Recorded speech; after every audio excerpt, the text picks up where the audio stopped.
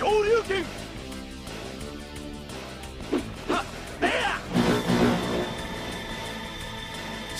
Fighter EX.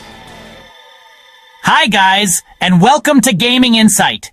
Today we will be discussing Street Fighter EX. So it's 1996, and the gaming world is shifting fast. Arcades are totally buzzing, packed wall to wall with kids, teens, and even adults, all chasing that next big thrill. And right in the middle of all that noise and neon, Street Fighter, the absolute king of 2D fighting games. But now it's doing something wild. It's making the leap into 3D. Street Fighter EX wasn't just a new title. It was a statement, a bold move into uncharted territory. This wasn't just another sequel. It was a whole new dimension for Ryu, Ken, and the rest of the gang. Literally. The characters we knew and loved were now rendered in full 3D. Remember those chunky polygons in games like Virtua Fighter? Yeah, that early 3D look was everywhere, and Street Fighter EX went all in on it. It embraced the blocky aesthetic and made it work in its own way.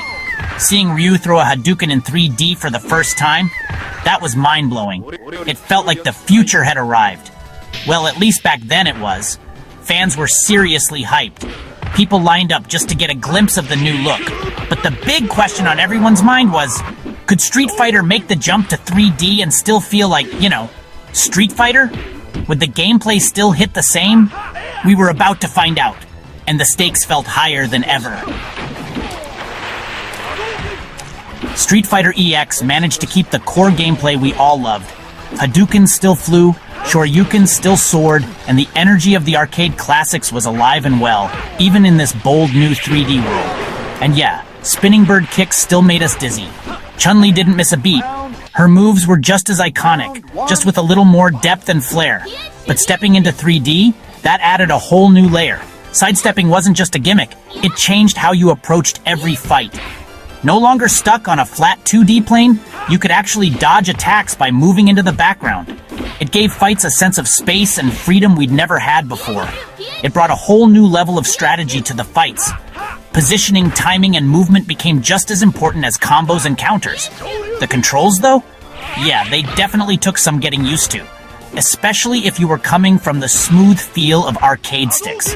Remember, this was the era of the PlayStation 1's D-pad, no analog sticks yet, just that stiff little cross, trying to pull off those circular motions for special moves. It was like trying to draw a perfect circle with a square. Sometimes it felt like you had to be a contortionist or something. Your thumbs were doing gymnastics just to land a fireball. It could be a little clunky at times, sure. The transition wasn't perfect, but it was ambitious. But the core Street Fighter DNA was still there. Those flashy supers, the rivalries, the over-the-top action, and honestly, that's what really mattered. It was still Street Fighter, just with a new dimension to explore. Ryu, Ken, Chun-Li, Guile. Yep, the classic Street Fighter World Warriors were back. But Street Fighter EX also brought in a bunch of new faces. And yeah, some were more memorable than others. Hokuto, with his teleporting shenanigans, quickly became a fan favorite. And then there was Skullomania, a wrestler in a skeleton costume. Yep, you heard that right. And more. Not every new character was a hit, though. Some of them felt kinda generic, missing that special charm of the originals. But hey, trying out new fighters, that's part of what makes fighting games so fun, right? Okay, let's be real.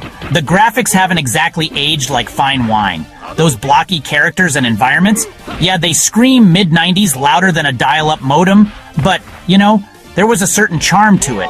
The animations, while kinda stiff by today's standards, were actually pretty impressive for the time.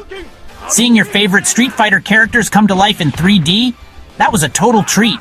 And hey, the music, still awesome. Those techno beats seriously got you pumped to throw some punches. Story, plot, character development. In the world of early 3D fighting games, those were more like optional extras than core features. Yeah, Street Fighter EX wasn't too concerned with any of that. It didn't try to weave an epic tale or build a cinematic universe. It had one goal: deliver fast, flashy, and satisfying fights. It was all about the fighting. The moment you dropped a coin into the machine, you were thrown straight into the action. No distractions, no fluff. You picked your fighter, beat up opponents, and well, that was pretty much it. Each match was a test of reflexes, timing, and muscle memory. No cinematic cutscenes, no deep lore dumps, just pure arcade-style brawling. And you know what? That was perfectly fine. In fact, it was part of the charm. Street Fighter EX proved that sometimes all you really need is a solid fighting system and a cast of cool characters to make a great game. Each fighter had a unique flair, and mastering their moves felt incredibly rewarding.